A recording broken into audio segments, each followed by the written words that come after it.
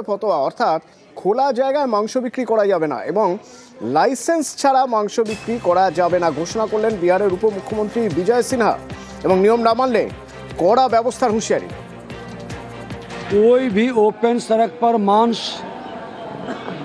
नहीं बेचेगा, किसी के भावना को आहत नहीं करेगा, नियम के अनुकूल जिसको लाइसेंस मिला है उसका उल्लंघन करने वाले पर सख्त कार्रवाई होगी।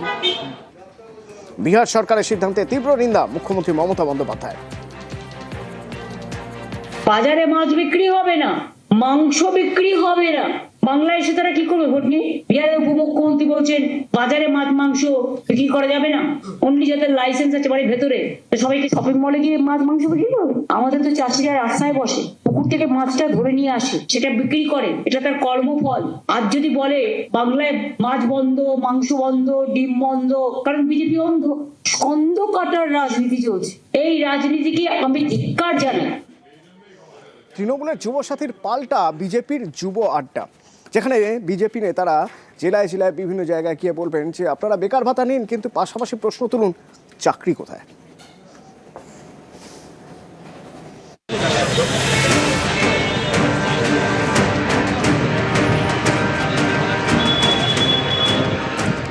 বাংলার যুবসাথী মাসে মাসে ১,৫০০ টাকা বেকার ভাতা তৃণমূল সরকারের নয়া প্রকল্প।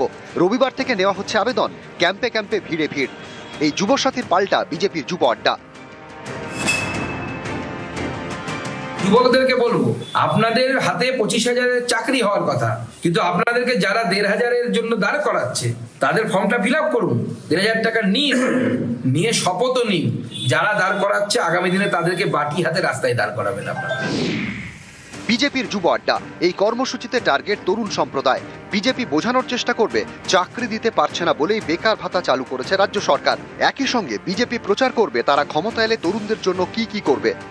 আমরা যুবকদের কাছে যাব, আমরা যুবকদেরকে বোঝাবো মুখ্যমন্ত্রী যুব ভাতা দেবে বলেছে। আমরা বলছি সব যুবককে যে আপনারা অ্যাপ্লাই করুন, বিভিন্ন ট্যাক্স থেকে দিচ্ছে। অতএব এই টাকা মমতা বন্দ্যোপাধ্যায় বা তৃণমূল কংগ্রেসের টাকা না।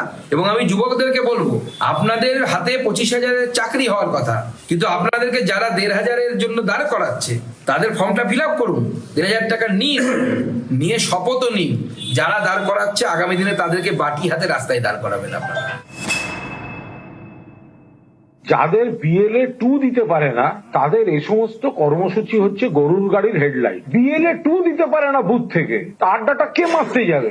ইলেকশন কমিশনকে দিয়ে বাইরের লোকের এন্ট্রি সিকিউর করতে হয়। তাদের যদি সব এলাকায় 4টে ছেলেও থাকতো তাহলে তো বিএলএটা অন্তত একজন দিতে পারতো। যেসব বুথে এক পিস লোক নেই বলছে আড্ডা করুন। ভোটের আগে তৃণমূলের বেকার ভাতা, পর্যবেক্ষকদের মতে এটা রাজনৈতিকভাবে খুবই তাৎপর্যপূর্ণ। এই প্রকল্প তরুণ প্রজন্মের ভোটকে তৃণমূলের দিকে টানতে পারে। অনেকের মতে লক্ষ্মীর ভাণ্ডারের মতোই এই বেকার ভাতা মমতা বন্দ্যোপাধ্যায়ের মাস্টার স্ট্রোক।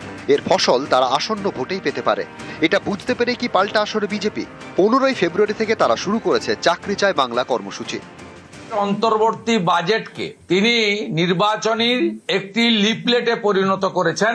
আজকের দিনে সব অনলাইন হয়ে যাওয়ার পরে কেন লক্ষ লক্ষ যুবককে আপনাকে রাস্তায় নামাতে হবে? যে যেখানে পারেন দলে দলে যান ফর্ম ফিল আপ করতে, এবং সেখানে পশ্চিমবঙ্গ প্রদেশ যুব মোর্চার পোস্টকার্ড এটাও ফিল আপ করে দিয়ে আসবেন। চাকরি চায় বাংলা। বাংলার যুবসাথীর পাল্টা এবার বিজেপির আরেক কর্মসূচি, যুব আড্ডা।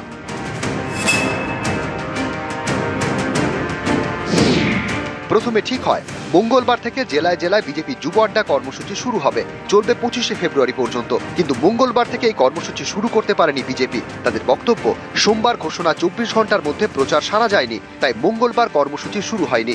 যত দ্রুত সম্ভব শুরু করা হবে যুব আড্ডা।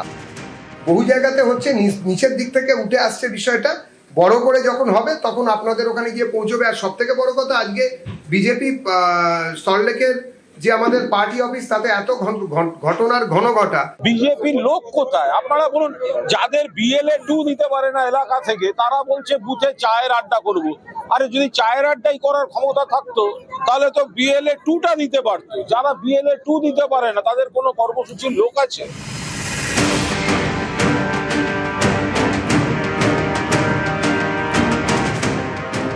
তবে আগামী দিনে যুবসাথীর পাল্টা এই যুব আড্ডা কর্মসূচি কতখানি নির্বাচনী ভোট বাক্সে প্রভাব ফেলতে পারে সেটাই এখন দেখার।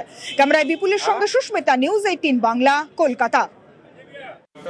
মালদার মানিকচকের ধরমপুর পঞ্চায়েত, এই পঞ্চায়েত বিজেপি আর কংগ্রেস পরিচালিত। কংগ্রেসের প্রধান, বিজেপি উপপ্রধান। তো সেই কংগ্রেসের প্রধানের বিরুদ্ধে সরকারি টাকা নয় ছয়ের অভিযোগ বিজেপি উপপ্রধানের, এবং তার সঙ্গে আর যে পঞ্চায়েত সদস্যরা রয়েছেন কংগ্রেসের,